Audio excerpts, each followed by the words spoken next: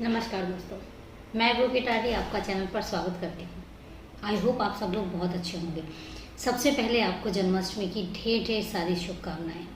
23 अक्टूबर 2018 को दो लोग बेंगलुरु की एक कंपनी और एक कल कंपनी है, कॉल सेंटर है, वहाँ पर जाते हैं और वहाँ पर जाने के बाद वहाँ के पीएन से बोलते हैं कि हमें प्रवीण भटोले से मिलना है। जब वो ये पीएन जो जाता है वो प्रवीण भटोले को कहता है कि तुमसे मिलने रिसेप्शन पर दो लोग आए हुए हैं, तो जाके उनसे मिल लो। जब वो वहाँ जाता है बाहर रिसेप्शन पर, तो वो दो लोग उसको बोलते हैं, क्या हाल है तरुण धीनराज। अब जब प्रवीण ये नाम सुनता है तो हल्का सा चौंकता है, लेकिन वो कहता है कि शायद आपको कोई गलतफहमी हुई है, मैं तरुण नहीं हूँ, मेरा नाम प्रवीण है। तो वो कहते हैं चलो कोई बात नहीं। वो हाथ मिलाने के लिए अपना हाथ आगे बढ़ाते हैं, तो प्रवीण भी अपना हाथ आगे बढ़ा देता है।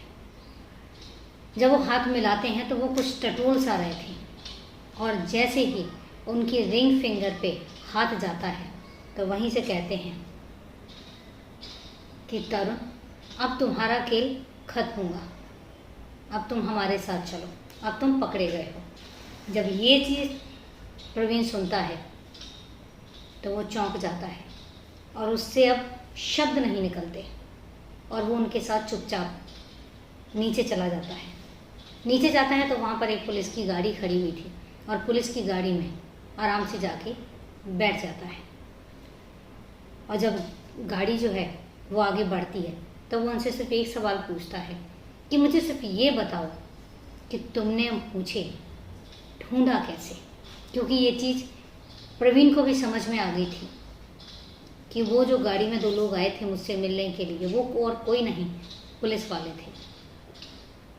तो दोस्तों, क्या है ये वारदात, और वो कौन थे जो उसको ढूंढते हुए बेंगलुरु आए थे, कहाँ से आए थे, और मैटर क्या है, इन सब के बारे में बात करूं उससे पहले यही कहूँगी, रात के 9 बज चुके हैं, कहानी का सिलसिला शुरू हो चुका है। और अगर आप इस परिवार में नए हैं या पहली बार वारदात को वॉच कर रहे हैं तो चैनल को सब्सक्राइब ज़रूर करें, साथ में बेल आइकन भी प्रेस करें फर्दर नोटिफिकेशन के लिए। और इसके अलावा वारदात के बारे में अगर आपकी कोई भी राय है तो आप अपनी राय कमेंट बॉक्स में जाके कमेंट करके ज़रूर बता सकते हैं। अब वो जो कार है वो सीधा अहमदाबाद की तरफ चल पड़ती है। अहमदाबाद क्यों जाते हैं, क्या था मैटर, तो उसमें हम थोड़ा सा पीछे जाएंगे। बात आती है 2006 की। 2006 में अहमदाबाद में एक परिवार रहता है, माता पिता और बेटी। वो तीनों जो है ना बहुत टाइम से कोशिश कर रहे थे। उस समय पर 2006 में जो गुजरात के सीएम थे वो मिस्टर नरेंद्र मोदी जी थे। तो वो कोशिश कर रहे थे कि किसी भी तरीके से नरेंद्र मोदी जी से कांटेक्ट हो जाए, और एक टाइम ऐसा आता है कि उनको अपॉइंटमेंट मिल जाती है नरेंद्र मोदी जी से मिलने की, और वो मोदी जी से मिलते हैं। मोदी जी से मिलने के बाद पिता कहता है कि सर 2003 में मेरी बेटी का मर्डर हुआ था, और 2003 से 2006 आ गया है, पुलिस के हाथ अभी तक मुजरिम नहीं लग रहा है, और हमारी बेटी को इंसाफ नहीं मिल रहा है, आप प्लीज़ हमारी बेटी को इंसाफ दिलाइए। मोदी जी अहमदाबाद के डीजीपी को कॉल करते हैं और उनसे पूरा मैटर बोलते हैं कि मुझे पूरा मैटर जो है वो ब्रीफ करके बताइए, और जितनी जल्दी से जल्दी हो सके इस केस को सॉल्व कीजिए, और इनकी बेटी का जो भी कातिल है उसको किसी भी हालत में पकड़ा जाना चाहिए। जब ये बात पुलिस वालों तक आती है तो पुलिस वालों में हड़कंप मच जाती है, क्योंकि ऑर्डर जो आया था वो किसी यहाँ वहाँ के किसी और पॉलिटिशियन का नहीं था, सीधा चीफ मिनिस्टर का था, वो भी गुजरात के। पुलिस अपनी कार्रवाई तेज कर देती है। अब यहाँ पर पुलिस किस केस की कार्रवाई तेज करी थी वो मैं केस जरूर बताऊंगी।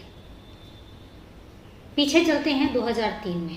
2003 में केरल में एक परिवार रहता है, यही परिवार जो 2006 में मोदी जी से मिलता है, और उनकी बेटी होती है सजनी। दिसंबर 2002 में सजनी की शादी तरुण से होती है, और तरुण जो था उस टाइम पर जो बास्केटबॉल है, बास्केटबॉल का कोच था। इनकी शादी हो जाती है। जो तरुण है वो अहमदाबाद में रहता है और जो सजनी है, सजनी है पहले केरल में थी, लेकिन उसके बाद उनका जो परिवार है वो अहमदाबाद में ही शिफ्ट हो जाता है। इसके बाद ये दोनों बहुत खुशी खुशी रहने लग जाते हैं। लेकिन जो तरुण है, तरुण को जो कि बास्केटबॉल का कोच था, तो उसको बाहर जाना पड़ता था। तो वो जब भी बाहर जाता है, वो मोस्टली टूर पे होता है, तो जब वो बाहर जाता है तो अपनी पत्नी सजनी को बोल कर जाता है कि जब भी मैं कभी बाहर जाया करूँ, यहाँ चोरी चपाटी बहुत ज़्यादा हो रही है, लूट भी बहुत ज़्यादा होती है, तो तुम एक काम किया करो, तुम अपने पेरेंट्स के पास चले जाया करो। और बहुत बार ऐसा होता है कि जब वो बाहर होता है तो सजनी अपने पेरेंट्स के पास चली जाती है और पेरेंट्स के पास जाके वो वहीं से फिर अपना ऑफिस अप डाउन करती है। कई बार वो ऐसा भी होता है कि वो इसी डर से अपने आप को घर के अंदर पैक भी कर लेती है कि जो उसके हस्बैंड ने बताया था कि यहाँ पे चोरी चपाटी बहुत ज़्यादा होती है, लूट बहुत ज़्यादा होती है, तो इस वजह से उसने कई बार अपने आप को उसके अंदर बंद भी कर लिया, घर पे पूरा पैक कर लेती थी वो। अब इसके बाद एक बार उसके जो पिता हैं वो चौंकते हैं, क्योंकि एक बार जब वो अपनी बेटी के साथ आ रहे थे तो उनकी बेटी जो बैंक में मैनेजर है वो अपने पिताजी से कहती है कि मुझे पेट्रोल डलवाने के लिए पैसे देना गाड़ी में। वो इस बात को लेकर चौंकते हैं कि मेरी बेटी खुद एक बैंक में मैनेजर है और उसके पास इतने भी पैसे नहीं हैं कि वो गाड़ी में फ्यूल डलवा सके, पेट्रोल डलवा सके। तो उनको थोड़ा सा अटपटा सा लगता है। वो पूछते भी हैं उससे कि सजनी घर पे सब ठीक है ना? तो वो कहती हाँ, घर पे मेरे सब ठीक ठाक है। अब बात आती है 14 फरवरी 2003। 14 फरवरी 2003 को तरुण जो है वो बाहर से आता है और जब वो अपने घर में डोरबेल पहले तो बजाता है, कोई दरवाज़ा नहीं खोलता और उसके पास डुप्लीकेट चाबी थी। उससे जब वो घर का दरवाज़ा खोलता है तो अंदर जाके उसकी चीखें निकल जाती हैं और वहीं दहाड़े मार के वो रोने लग जाता है। उसकी चीखें और उसका रोना सुन के आसपास के लोग आ जाते हैं। जब आसपास के लोग आते हैं तो घर की हालत देख के परेशान हो जाते हैं, हैरान हो जाते हैं। सामने सजनी की लाश पड़ी हुई थी, खून से लथपथ। मायके वालों को फ़ोन किया जाता है और इसके बाद पुलिस वालों को फ़ोन किया जाता है। पुलिस जब मौका वारदात पर आती है तो देखती है कि सजनी की लाश फर्श पर पड़ी हुई है और इसके अलावा पूरे घर का सामान तहस नहस है, अस्त व्यस्त है, जैसे कि कुछ ढूंढा गया है। तो पहली नज़र में देखने के बाद यही लग रहा था कि ये लूटपाट का मैटर है। पुलिस लाश को अपने कब्जे में लेती है और पोस्टमार्टम के लिए भेज देती है। यहाँ पर जब पुलिस पोस्टमार्टम के लिए भेजती है, दूसरी तरफ तरुण का रो रो कर हाल था, बुरा हाल था और उसकी तबीयत खराब हो जाती है। उसको भी हॉस्पिटल में एडमिट किया जाता है। अब पुलिस वापस घर जाती है और घर से जो अस्त व्यस्त सामान है उसको एक बार फिर से देखने की कोशिश करती है। पहली नज़र में जो लूटपाट का मामला सामने आ रहा था उसकी वजह से वो बहुत सारी चीज़ें हैं जो फिरौलती है, देखती है, लेकिन वहाँ पर कुछ भी ऐसा नहीं मिलता। अब वो वापस 15 तारीख निकल जाती है। 15 तारीख को डॉक्टर से पूछा जाता है कि तरुण की तबीयत ठीक है, तो कहते हैं हाँ पहले से बेटर है। तो 16 तारीख को पुलिस वापस अस्पताल जाती है तरुण से बयान लेने के लिए। लेकिन जब वो अस्पताल जाती है तो पता चलता है कि तरुण वहाँ पर है ही नहीं, तरुण वहाँ पर फरार हो चुका है। तो पुलिस वालों को लगता है कि नहीं, इसमें कातिल जो है वो तरुण ही है। इसके बाद तरुण की तलाश जारी की जाती है। तरुण का जो फ़ोन है वो सर्विलांस में डाला जाता है। घर वालों को गिरफ्तार कर लिया जाता है और कॉल डिटेल जो सामने आता है, एक नंबर सामने आता है जो एक आरजे का नंबर होता है, रेडियो जॉकी। पुलिस जब उनके पास जाती है तो वहाँ पर एक लेडी होती है जो आरजे है, उससे पूछताछ करती है। तो वो बताती है कि हाँ, मेरा और तरुण का अफेयर चल रहा था और तरुण मुझसे शादी करना चाहता था। 16 तारीख को तरुण मेरे पास आया था और उसने मुझे बोला था कि मैंने अपनी पत्नी की हत्या कर दी है और अब हम दोनों शादी कर सकते हैं। तो उसने बोला कि मैं शादी नहीं कर सकती, मैं एक कातिल से शादी नहीं कर सकती। अगर तुम्हें इतनी हिम्मत थी तो शादी से पहले तुम सजनी के घर वालों को मना कर सकते थे, लेकिन उसको तुमने मना नहीं किया और आज उसका कत्ल करके तुम मेरे पास आए हो शादी के लिए। सॉरी, मैं एक कातिल से शादी नहीं करूँगी। और उसने बताया। इसके बाद तरुण वहाँ से चला जाता है और उसके बाद वो कह के जाता है कि वो दिल्ली जा रहा है। अब पुलिस जो है, पुलिस उसकी ज़ोरों शोरों से तलाश शुरू कर देती है। पता चलता है उसके ऊपर इनाम भी रखती है कि जो भी उसको पकड़वाएगा उसको 1 लाख का इनाम दिया जाएगा। पता चलता है कि तरुण को दिल्ली में देखा गया है एक मॉल में। पुलिस वहाँ भी जाती है पर वहाँ उसको तरुण का कुछ भी पता नहीं चलता। पुलिस भी बाकी और कामों में व्यस्त हो जाती है और कहीं ना कहीं ये केस जो है, ये केस एक पास्ट बन के वही हो जाता है कि पुलिस वालों को भी ये होता है कि जब कोई अपडेट आएगा तो देखा जाएगा, और इस तरीके से पुलिस भी ढीली पड़ जाती है। लेकिन 2006 में जब सजनी के पेरेंट्स मोदी जी से मिलते हैं और मोदी जी इसका ऑर्डर देते हैं, तो पुलिस फिर एक बार एक्टिव होती है और सीरियसली इस केस पे फिर जुट जाती है। 2009 में जो तरुण के फादर की डेथ हो जाती है और उस डेथ में उनको ये भी पता लगता है कि तरुण केरल आया था अपने पिता की दाह संस्कार के टाइम पे, लेकिन पुलिस तब भी उसको नहीं पकड़ पाई।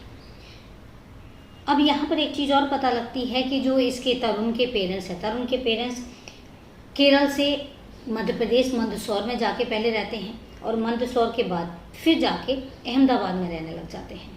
जब अहमदाबाद में रहते हैं, पुलिस जो है वो इनके भी फ़ोन है वो सर्विलांस में डाले हुए थे बिना किसी को बताए। माँ से पूछते हैं, माँ कहती है मुझे तो पता ही नहीं मेरा बेटा कहाँ है। घर वालों से पूछा जाता है, घर वाले भी मना कर देते हैं कि हमारा मतलब तरुण कहाँ है। इस तरीके से करते करते तरुण का कोई पता नहीं चलता और आ जाता है 15 अक्टूबर 2018।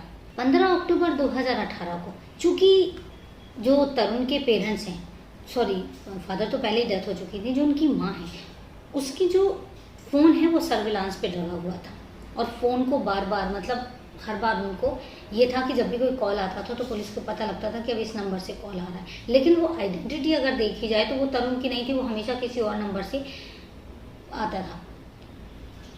15 अक्टूबर 2018 को बेंगलुरु के एक लैंडलाइन नंबर से तरुण की माँ को कॉल जाता है और काफ़ी देर तक बात भी होती है। जब पुलिस वालों के पास एक कॉल डिटेल आती है तो पुलिस वाले ना चौंकते हैं, वो पता करने की कोशिश करते हैं कि बेंगलुरु में आखिर कौन है जो इसका तरुण का जान पहचान वाला या कोई रिश्तेदार हो। तो पता चलता है कि बेंगलुरु में इनका कोई भी जान पहचान वाला या रिश्तेदार है ही नहीं। उनको ये बात बहुत खटकती है और उसके बाद अब जब वो पता करवाते हैं कि ये लैंडलाइन नंबर कहाँ का है तो पता चलता है कि ये ओरेकल कंपनी है, वहाँ का नंबर है। अब पुलिस बेंगलुरु जाती है और बेंगलुरु जाने के बाद बेंगलुरु में उस कंपनी के बारे में पता करने लग जाती है। इसके पहले जो तरुण है, तरुण पुणे भी आया था। पुणे में एक कंपनी में उसने काम किया था और वहीं पर ही कंपनी के ही एक एम्प्लॉय है निशा, उसके साथ उसकी अफेयर हो जाता है। अफेयर होने के बाद जब निशा उससे पूछती है कि तुम कौन हो और तुम्हारे पेरेंट्स वगैरह कहाँ रहते हैं, तो तरुण बताता है कि मैं अनाथ हूँ, मेरा कोई भी नहीं है। और यहाँ पर वो इसके पहले जब वो निशा से मिला उससे पहले वो मंदसौर जा चुका था। मंदसौर में उसका एक दोस्त था प्रवीण, तो प्रवीण भटोले उसकी आइडेंटिटी कार्ड लेके उसको बिना बताए वो उसकी आइडेंटिटी से अपने सारे डॉक्यूमेंट्स चेंज करता है, अपना नाम चेंज करता है, अपना पासपोर्ट भी बनवाता है। और जब वो निशा से मिलता है तो वो प्रवीण नाम से ही मिलता है और इसके बाद बताता है कि मैं अनाथ हूँ। और इसके बाद निशा और प्रवीण दोनों शादी कर लेते हैं और शादी के बाद दोनों के 2 बच्चे भी होते हैं, एक बेटा और एक बेटी, और दोनों की जो मैरिड लाइफ है वो बहुत अच्छी चलती है। 15 अक्टूबर का जो वो कॉल होती है, उस कॉल से पुलिस वालों को एक चीज़ तो समझ में आ जाती है कि कुछ गड़बड़ है, क्योंकि बेंगलुरु में जब कोई है ही नहीं तो फिर बेंगलुरु से कॉल जाने का कोई मतलब नहीं बनता। जब वो बेंगलुरु जाते हैं और उस कंपनी की सर्चिंग शुरू कर देते हैं, तहकीकात शुरू कर देते हैं साइलेंट मोड पे, तो पता चलता है कि यहाँ पर एक प्रवीण भटोले है जिसने मंदसौर में उसकी माँ को कॉल किया था। तो जब ये बात पता चलती है तो पुलिस जो है वो प्रवीण के बारे में इन्वेस्टिगेशन शुरू कर देती है। जब प्रवीण के बारे में इन्वेस्टिगेशन शुरू करती है तो प्रवीण की एक फ़ोटो मिलती है, और जब प्रवीण की एक फ़ोटो मिलती है तो प्रवीण की फ़ोटो जो सजनी की शादी हुई थी उस तरुण के साथ, उस फ़ोटो से मैच की जाती है, फ़ोटो मैच हो जाती है और ये कंफर्म हो जाता है कि जो वो तरुण है वो कोई और नहीं, ये प्रवीण भटोले ही है। तो जब उसके बाद वो कंपनी में जाते हैं, कंपनी में जब सामने प्रवीण आता है तो जब वो प्रवीण को नाम से बुलाते हैं तो प्रवीण चौंक जाता है और जब प्रवीण को ले जा रहे थे तो प्रवीण ने एक सवाल किया था कि मुझे आप एक बात बताओ, मुझे पकड़ा कैसे? तो पुलिस कहती है कि तुमने एक लैंडलाइन नंबर से कॉल किया था अपनी माँ को, बस उस लैंडलाइन नंबर से तुम्हें पकड़ा। और यहाँ पर एक बात और बता दूँ कि प्रवीण ने जो एक नंबर ले रखा था वो बाकी सबसे बात करता था, लेकिन उसने अपनी माँ से बात करने के लिए सिर्फ एक नंबर, दूसरा नंबर लिया हुआ था, जिससे वो सिर्फ अपनी माँ से बात करता था। उस दिन हुआ क्या कि वो जो अपना फ़ोन है वो घर छोड़ आया और उसकी माँ की तबीयत ठीक नहीं थी, तो उसको अपनी माँ से बात करनी थी, और यही कारण है कि उसने उस दिन उस लैंडलाइन नंबर से अपनी माँ से बात की और उस लैंडलाइन नंबर ने चुगली कर दी और इस तरीके से तरुण पकड़ा गया। पुलिस लेके आती है और उसके बाद मोदी जी को इन्फॉर्म किया जाता है कि जो कातिल है वो हमारी गिरफ्त में है, पकड़ा गया है। उसके बाद उस पर केस चलता है और केस चलने के बाद प्रवीण उर्फ तरुण, उसको उम्र कैद की सज़ा हो जाती है। अब आप सोचिए, उम्र कैद की सज़ा मतलब 14 साल। लेकिन अगर वो 15 साल तो उसको ऑलरेडी हो गए थे, 15 साल के बाद उसकी तलाश की जाती है, 15 साल के बाद वो मिलता है। लेकिन अगर यहीं पर अगर वो पहले ही पकड़ा जाता तो 15 साल में अब तक तो उसकी सज़ा भी ख़त्म हो चुकी होती। फिर तरुण बताता है कि वो जो है वो अपनी प्रेमिका से शादी करना चाहता था, इसलिए उसने उसका कत्ल किया और कत्ल करने के बाद उसने एक कहानी बनाई, लेकिन उसको पता था कि वो पकड़ा जाएगा और इसी करके वो वहाँ से फरार हो गया। तो दोस्तों, ये थी पूरी वारदात। कितनी अजीब अजीब से प्लान बनाते हैं लोग अपने आप को खुशी देने के लिए, लेकिन वो भूल जाते हैं कि जब पुलिस अपने पर आती है तो कैसे कैसे पकड़ कर ले आती है। एक सुराग बहुत होता है, एक गलती बहुत होती है, और कभी भी कातिल ऐसा हो ही नहीं सकता कि कोई गलती ना करे। एक गलती तो वो ज़रूर करता है और वही गलती पकड़ने वाली होती है। और अगर इसमें मोदी जी इंटरप्ट ना करते, इसमें मोदी जी अगर ऑर्डर ना देते, तो शायद हो सकता है कि प्रवीण कभी पकड़ा ही ना जाता, तरुण कभी पकड़ा ही ना जाता। ये थी पूरी वारदात। मैं वारदात ख़त्म करूं उससे पहले वही सवाल जवाब का सिलसिला। कल मैंने आपसे एक सवाल पूछा था कि गुप्त काल में जो शासक हैं उन्होंने ये कुछ गुफाएं बनवाई थी, और उन गुफाओं का नाम क्या है, मतलब गुप्त काल में कौन सी गुफाएं बनाई गई थी? तो जवाब है अजंता की गुफाएं। अब बात आती है आज के सवाल की।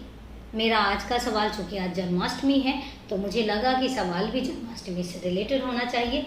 तो मेरा आज का सवाल है कि भगवान कृष्ण जिनका जन्मदिन है, तो हैप्पी बर्थडे कृष्णा, और उनकी बहन का नाम क्या था? आपने उनकी बहन का नाम बताना है, तो कमेंट बॉक्स में जाके आप उन श्री कृष्ण भगवान की बहन का नाम बताइए और मैं कमेंट का आपके वेट करूँगी।